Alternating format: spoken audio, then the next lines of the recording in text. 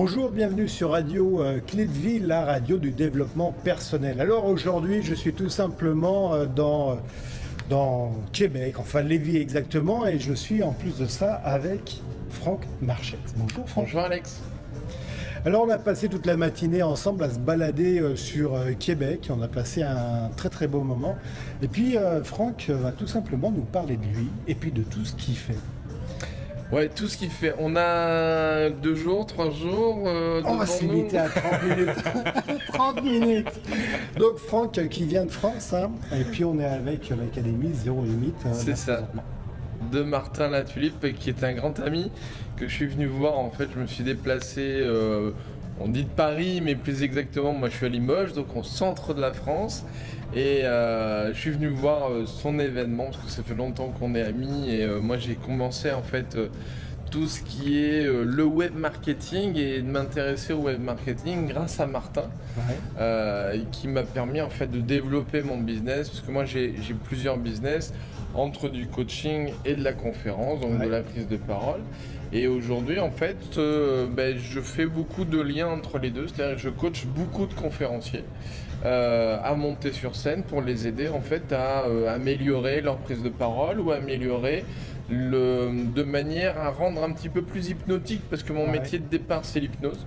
Moi j'ai beaucoup travaillé en cabinet en hypnothérapie, ou ce qu'on appelle en hypno-coaching, donc pratiquer le coaching et l'hypnose en même temps pour aider les gens en fait à développer leur potentiel. Et aujourd'hui ce qui me passionne c'est 3 types de clientèle. Les dirigeants, pour les aider en fait à présenter leurs projets ou leurs idées à leurs collaborateurs, ou peut-être à des comités de direction, ou pourquoi pas à des banquiers quand ils sont en recherche d'argent, ou à des business angels quand encore une fois ils ont besoin de récupérer de l'argent.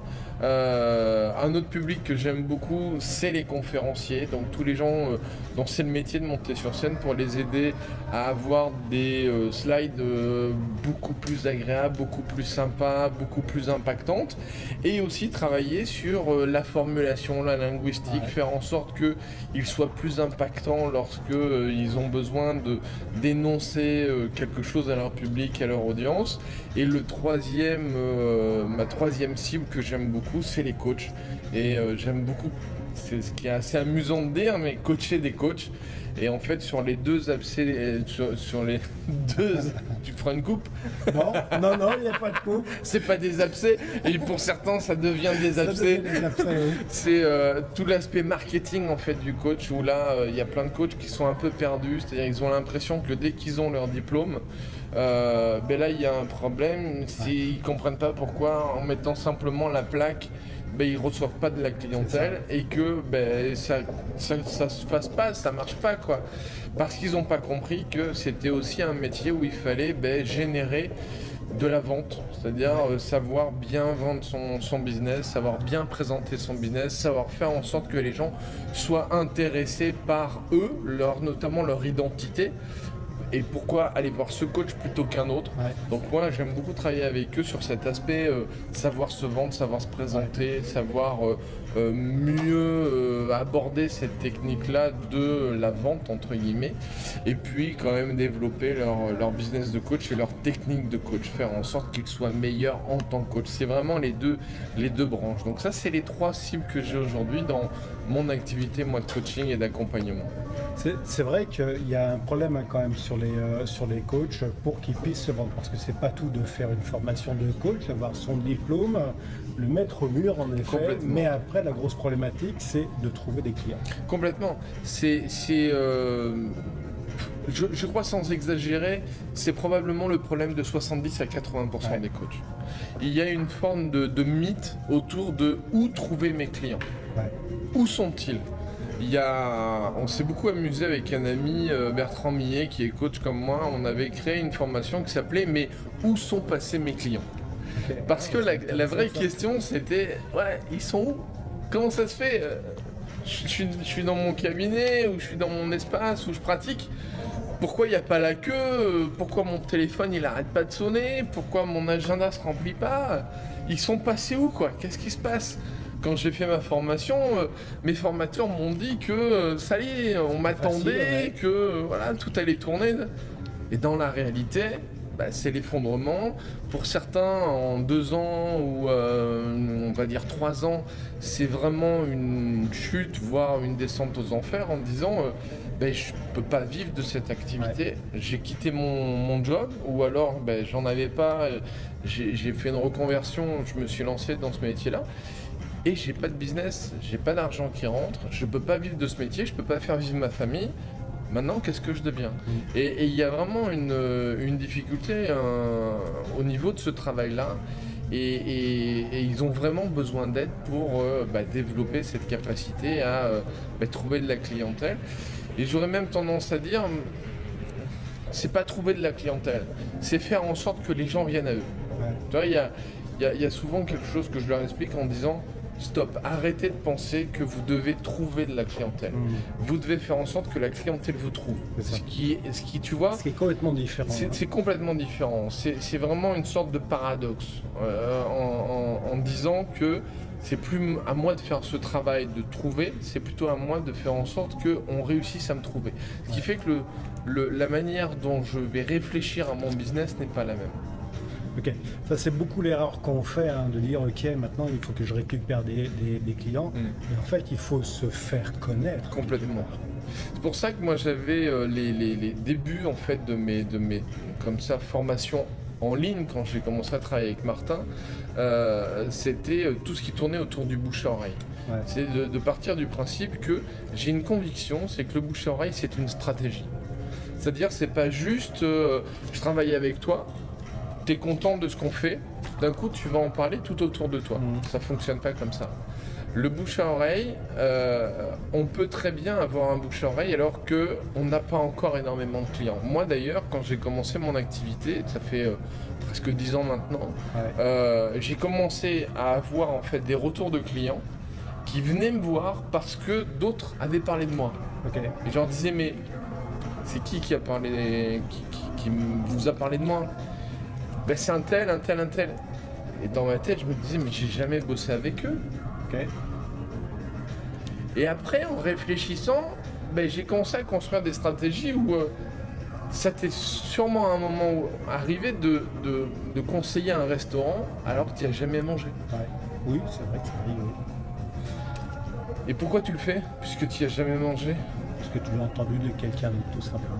T'en as entendu parler de quelqu'un, ou tu l'as lu dans le journal, ou dans une discussion il s'est passé que, et à un moment, si moi je te dis tiens on va manger où, tu vas dire on peut aller là.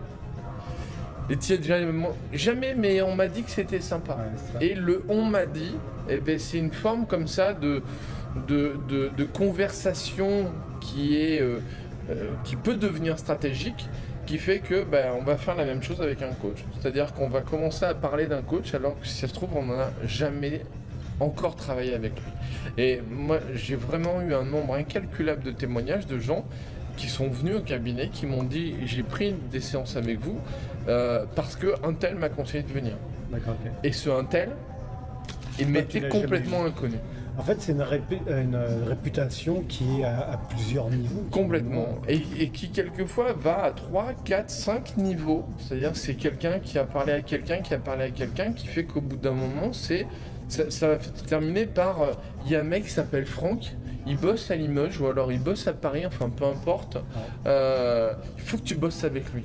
Et son nom, c'est un truc, je sais plus trop, mais il fait de l'hypnose. Et je crois qu'il est placé à peu près tel. Tu vois, c'est comme ça que ça se transmet, comme un restaurant. Écoute, je connais pas l'adresse du restaurant, mais c'est rigolo, c'est une enseigne qui ressemble un peu à... Et en fait, c'est comme ça que le bouche à oreille se construit. Non. Et après, il faut juste l'entretenir. Et l'entretenir, c'est en étant bon, quoi. Comme le restaurant, il va entretenir son bouche à oreille si les gens sont satisfaits quand ils y vont. C'est pas tout d'avoir du bouche à oreille, mais en effet, il faut être bon. C'est pour ça que c'est des stratégies, tout ça. Okay. Comment est-ce qu'on arrive du fait de pouvoir être Franck Marchais, qui débute son truc, à être reconnu par des tierces personnes? Comment ça se passe? Ça, c'est un grand mystère. Ouais, c'est le mystère de la vie que tout le monde aimerait Écoute, c'est savoir. un grand mystère parce que j'ai la chance d'être très très proche de Martin. Là, je suis ici pour me faire plaisir, lui faire plaisir. Il m'a énormément aidé dans mon business, donc moi j'ai fait ce déplacement-là pour lui montrer mon amitié, pour voir que sa scène elle est super bien remplie, il y a plein de gens qui sont là. Et comme je suis déjà intervenu plusieurs fois sur sa scène dans son événement, les gens ont accès comme ça aux vidéos que j'ai fait sur scène. Et j'étais à peine entré dans l'hôtel, tu étais avec moi. Il y a plein de monde qui t'ont dit bonjour. Et il y a plein de gens qui m'ont dit bonjour, que tu connais ni Dave ni Dadan, qui t'appellent Franck, moi ça me pose aucun problème, mais c'est toujours très surprenant. Et qui disent ah, vous avez changé ma vie parce que ce que j'ai vu dans votre vidéo, c'est ça, ça m'a aidé à faire ci et tout. Et notamment la vidéo dont il parle, c'est une de mes conférences sur les pitchs que j'ai fait chez Martin, donc Oui, il y a une dame l'art de qui se présenter, voilà. Et ça c'était drôle parce que ben voilà, ça a été super parce que ça m'a aidé à faire ci, à faire ça. Et toi, tu le sais pas, quoi. Et t'as ce retour, et ce qui fait que ben, c'est bizarre. Ça fait un effet. Mais te dire la stratégie pour, j'ai mis 10 ans pour en arriver là où je suis. Hein. C'est aussi ce que j'explique aux jeunes coachs, quoi. C'est pas du jour au lendemain. C'est ça. Et ça, c'est une grosse erreur qu'on croit. Hein. C'est-à-dire de, ok, tout le monde m'attend. Hein, j'ai fait ma formation, tout le monde m'attend et je suis super bon forcément puisque j'ai mon diplôme. C'est ça. Mais non, c'est pas le cas. Non, pas encore. Et toi, tu dis ça fait 10 ans que tu... Moi, ça fait 10 ans, ça fait 4 ans que je commence. Exactement.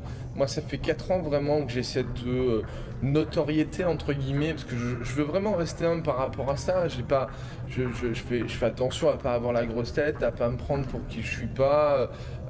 Comme dit Martin, à pas péter plus haut que la rondelle, etc. Ouais, c'est une expression québécoise.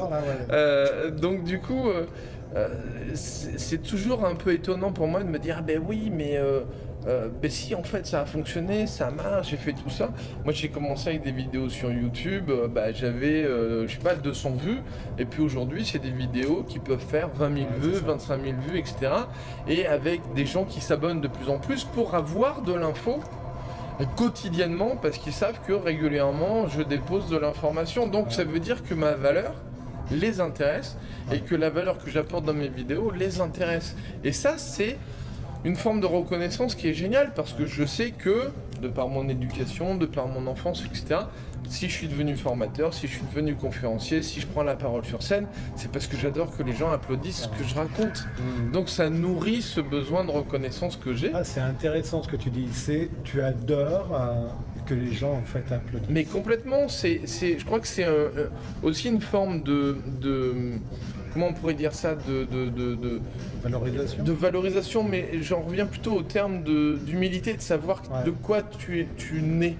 C'est-à-dire que je sais qu'une de mes failles, c'est le besoin de reconnaissance. C'est une de mes failles.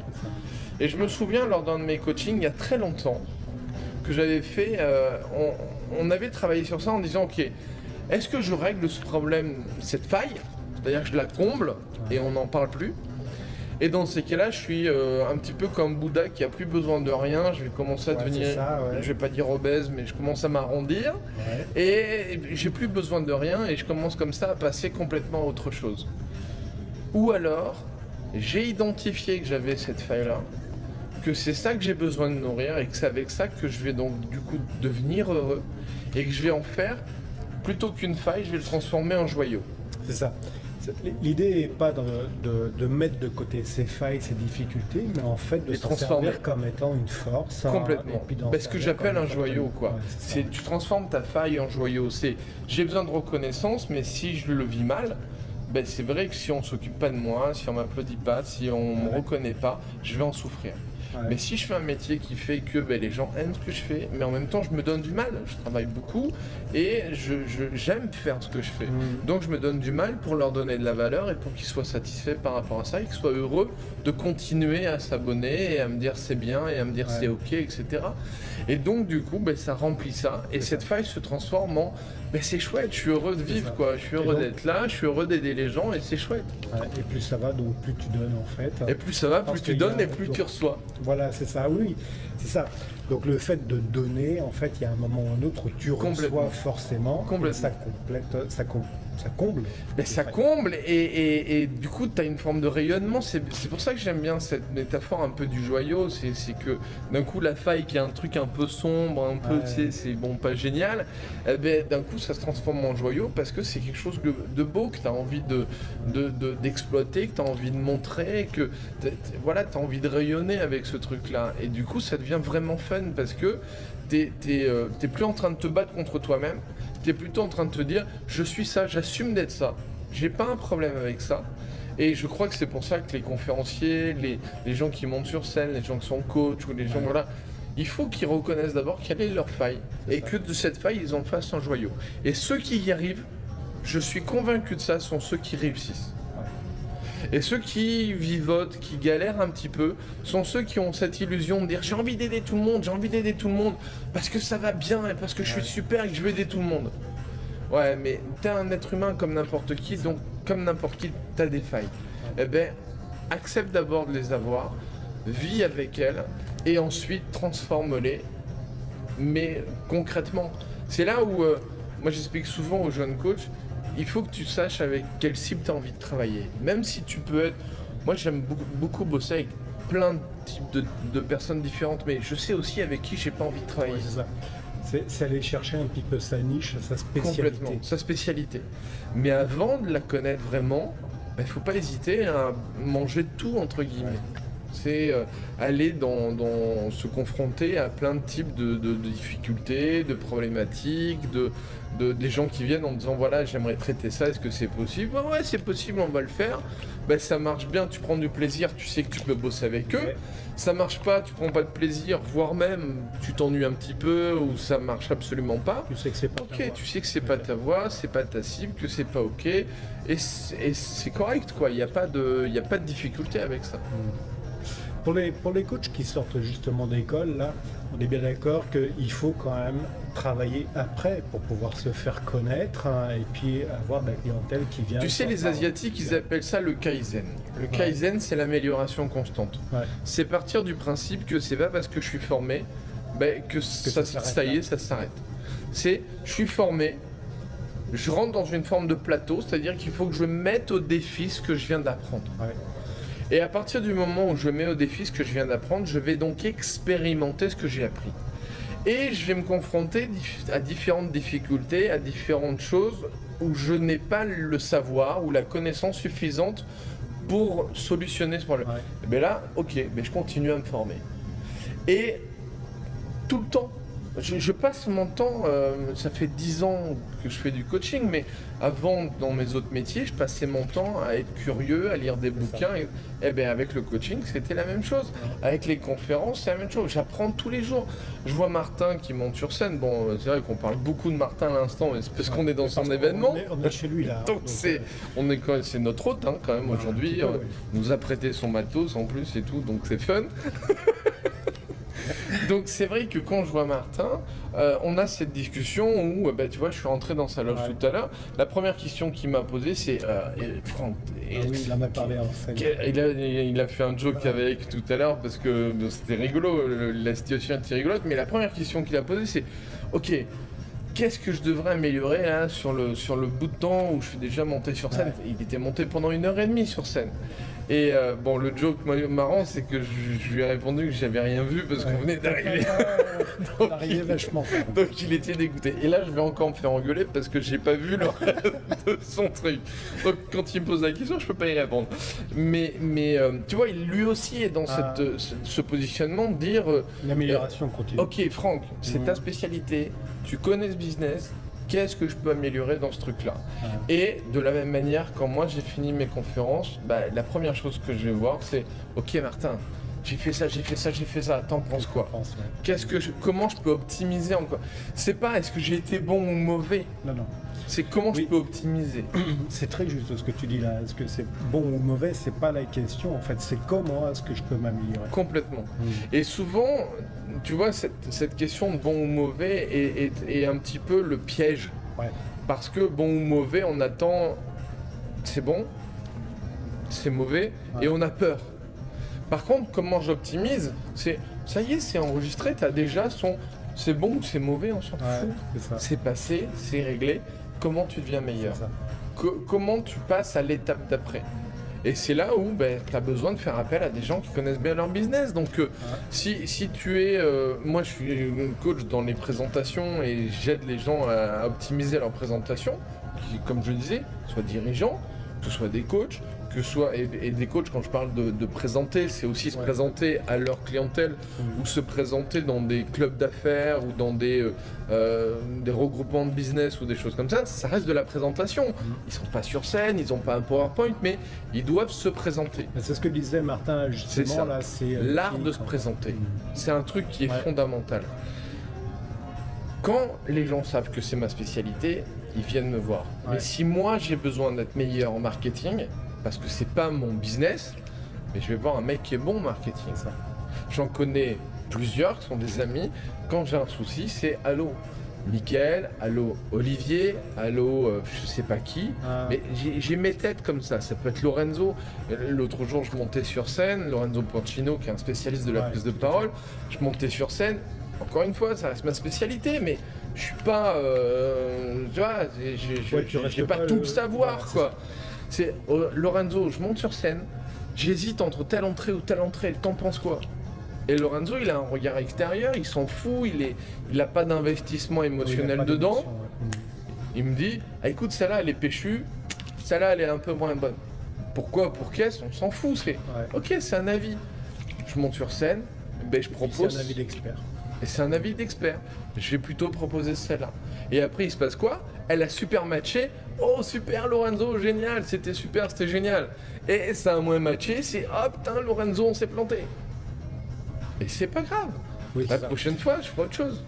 Cette notion de c'est pas grave, c'est cool. C'est super important parce que sinon, on reste sur quelque chose de négatif. Complètement. Et on n'avance pas. Et de toute façon, j'ai pas de machine à voyager dans le temps. Je peux pas revenir au début de ma conférence à me dire oh, il faut que je fasse autre chose parce que ça n'a pas fonctionné. Non, ça je peux pas le faire. Donc le jour sans fin, c'est un de mes films préférés, j'adore. Parce que c'est toujours cette idée qu'à un moment, ok, accueille, accepte. Toi, il y a un philosophe que j'adore qui est Alexandre Jolien, je sais pas si tu connais, qui est un handicapé. Qui est né handicapé et qui a écrit plein de bouquins, dont un qui est sur l'abandon. Et ben moi je trouve que la manière dont il parle de l'abandon, si vous avez un livre à lire, à mon avis, dans les prochains, c'est Alexandre Jolien, c'est un petit traité de l'abandon. Un livre extraordinaire sur l'art de l'abandon. C'est-à-dire à un moment il faut abandonner, c'était bon, c'était mauvais, on s'en fout. Abandonne pour avancer. Si tu n'abandonnes pas, tu peux pas avancer. Tu ressasses. Tu ressasses. Ah, j'étais mauvais, c'était pas bon, j'aurais jamais dû faire cette entrée, je les ai perdus, ça a pas matché, ça a pas switché, ah putain, c'est pas... Et puis je tourne en boucle et en fait je suis déçu. Par contre, ah putain, Lorenzo, j'ai tenté ton truc, mais en fait ça a pas, on n'a pas fait ci, on n'a pas fait ça. Bon, ben ok, c'est pas grave, laisse tomber. La prochaine fois, tu expérimenteras autre chose. Et puis c'est tout. Il n'y a pas mort d'homme, il n'y a pas de...